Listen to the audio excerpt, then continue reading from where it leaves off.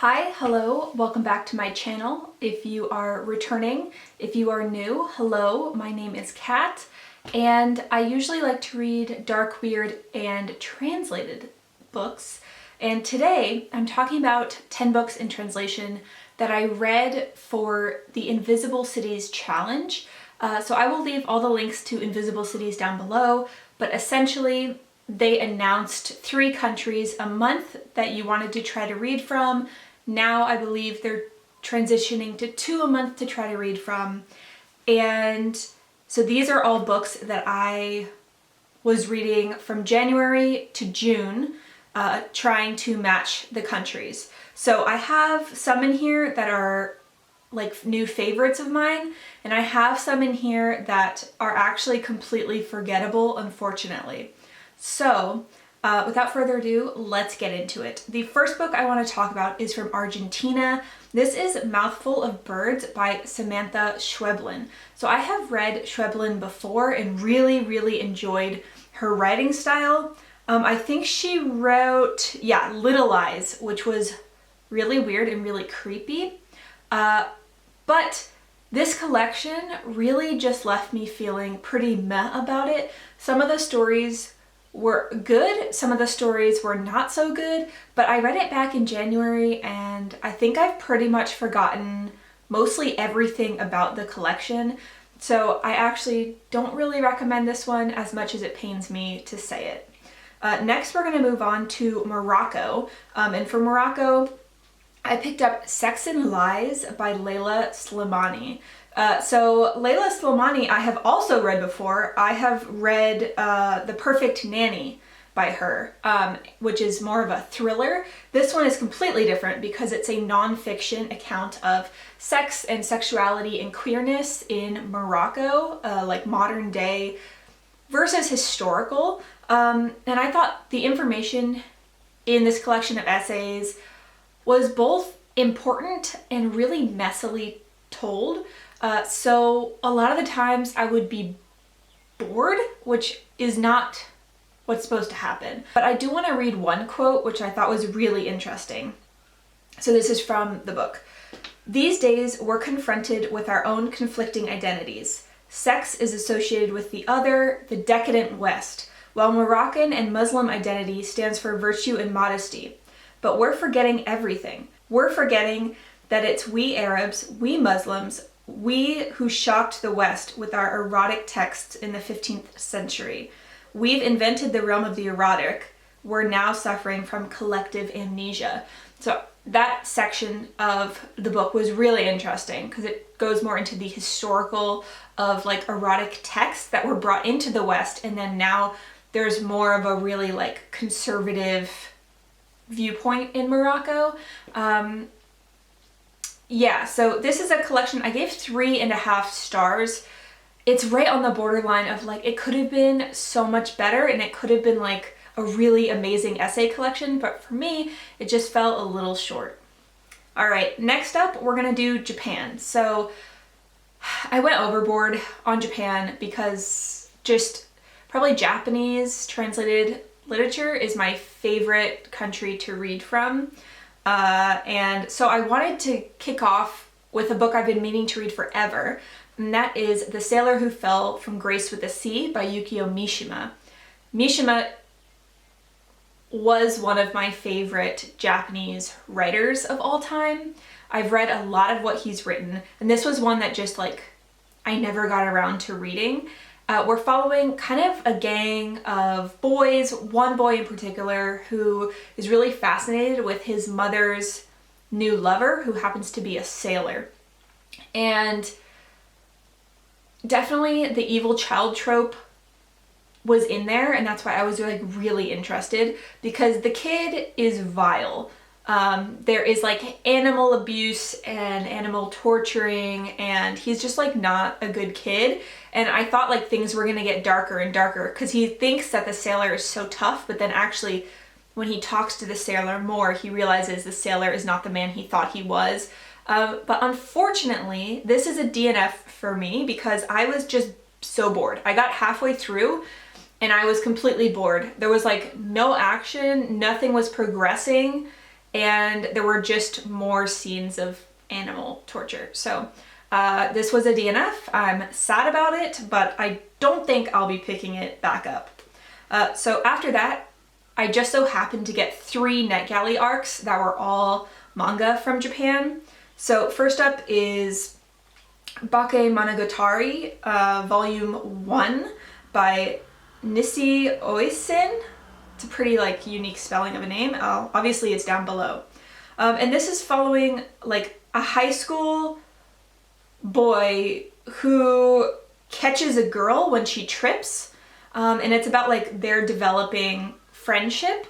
But I gave this only 3 stars because it was really confusing. Like you couldn't figure out what was happening.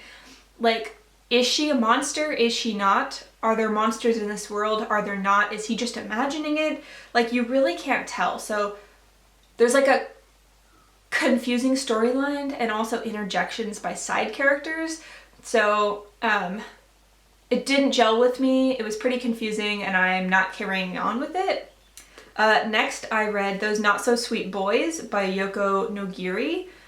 This one is very reminiscent of Ouran High School Host Club.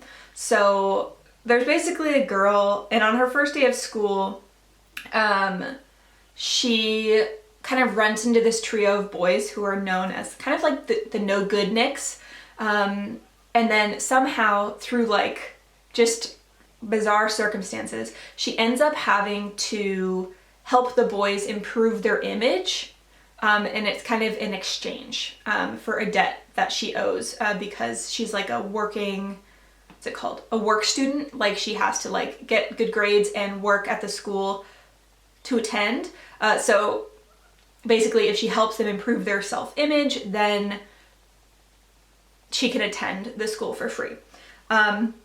And I actually gave this 4 stars. I thought it was really good and I really wanted to read the next one. The only thing I'm not so fond of is like the potential for love triangles because it's not my jam. But of course, this is like a YA high school manga, so of course there's gonna be like a side-eye like triangle. You're not sure like who she's with yet because it's only volume 1. But I do recommend this one and I gave it 4 stars. And the last manga that I read in that little like section was A Sign of Affection by Sue Morishita. This one really interested me because it deals with Japanese sign language. So the main female in this, Yuki, is a college student and she wears a hearing aid and knows sign language. And it's basically a falling in love story. She falls for this like cool guy and it sounds like it'd be great except for the fact that the characters weren't developed at all. So they fell really flat for me. Like I did not care. And it's so brutal because I really wanted to be able to share this and promote this because I've never read a manga that dealt with hearing impairment. I do know an awesome anime, but I hadn't read a manga. However, it fell flat and was largely forgettable, unfortunately. So after that, the last Japanese book I read is Confessions by Kanae Minato. So this one I've already spoken about before in, I think, my recent wrap up. This is a teacher revenge story where some students kill the daughter of a teacher and she's going to get her revenge. A lot of people really love this book because of the twists and turns that you cannot see coming. And I agree, you can't see them coming, but also I'm not sure that I really love them. Like one of them deals with like AIDS phobia and like AIDS panic, which, okay, like, just wish it had been something else. Read this book if you like bad people to get bad prizes. So isn't that the saying? Like play stupid games, win stupid prizes. Be an evil person, win evil prizes. This is the book for you. Overall, I think I gave it 3 stars. So do with that what you will. So next up I read From China, And I really don't think I've spoken about this book before, and I can't believe this is the first time I'm mentioning it. It feels like I've wanted to talk about it for so long. This is Strange Beasts of China by Yan Gay. This is phenomenal. I gave it 4+ stars, 4.5 stars. I'm currently like seeing where it sits overall for me, but it's one that has really stuck with me. It is just so weird. We're set in this fictional Chinese town called Yong'an.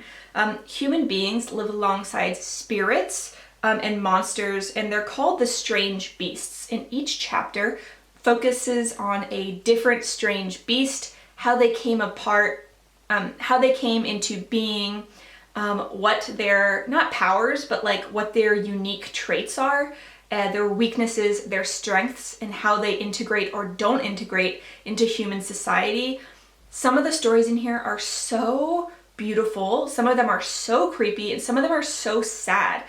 And throughout it all, we're following the main character who sometimes is loosely and sometimes really strongly tied with certain of the strange beasts. So yeah, this was an arc that I received from NetGalley, but then also I had ordered it by the time I was approved. Like, that's how much I wanted to read it. So along the way, you're not sure how it's going to all tie up, but there is a twist in here that is absolutely like done really well, in my opinion. Not that I want to spoil anything. And overall, like, this just has really hazy, melancholy dream vibes. So if that is something you're interested in, definitely check this out. I really highly recommend it. It's not perfect, which is why it's not like a 5, but 4.5. It is one of my favorite translations of the year, and it's definitely a weird, like, Chinese mythological creature book. So definitely check it out. The second to last book that I picked up was for Mexico.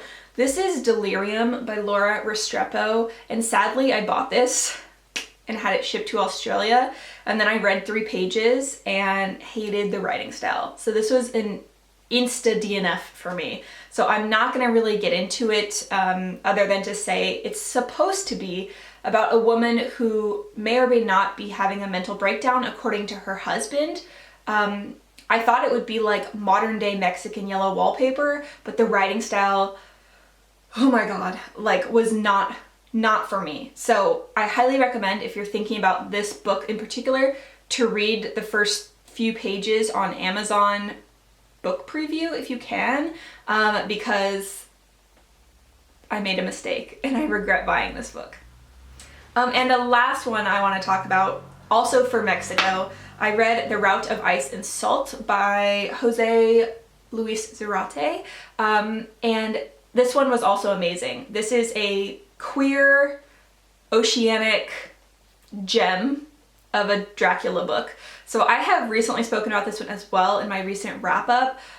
We are following a ship named the Demeter as it is traveling across the ocean, transporting Transylvanian soil. So this is the origin story of Dracula, which you may be aware of if you've read Dracula by Bram Stoker. And this is instead from the point of view of the captain, who interweaves his gay longing to have sex with, like, his his sailors, and the weird happenings that are going on board. And slowly you're like, okay, can we stop daydreaming and maybe pay attention to the fact that, like, something very wrong is happening here. But yeah, it's just so atmospheric and gothic, and it's set on the high seas. And surprisingly, there was less Dracula than I thought there would be, but I still really recommend this. I gave it 4 stars overall, and again, this one and this one are like 2 really weird, amazing translations I read lately, and I really recommend them both. This one's from Mexico, this one is from China. So that finishes up the 10 books that I read or attempted to read for Invisible Cities. So that's it for today, and I will talk to you in another video soon. Lots of love. Bye!